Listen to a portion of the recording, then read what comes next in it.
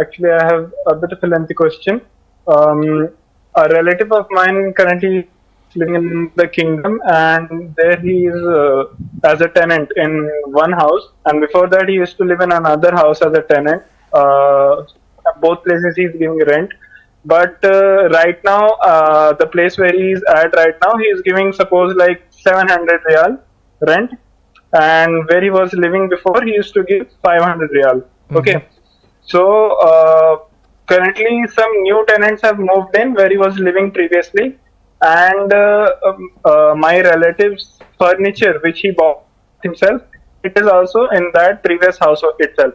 So what he is doing is he is charging the tenants for the house, which is 500, and along with that he is taking 200 extra for the furniture, and that he has not informed the owner that he is doing this, and he has not informed the tenants also. He is only just told طيب them يا that this حبيبي house, like they عدنان are being. Adnan, thank you for explaining the situation thoroughly.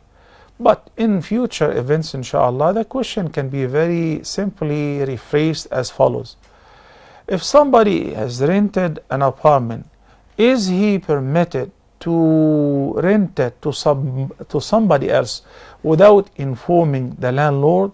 This question will depend on the contract between the tenant and the landlord. In most cases, the contract, there is a template. It requires that you're not permitted to rent or behave with the flat or with the apartment for any other purpose other than you yourself living in it.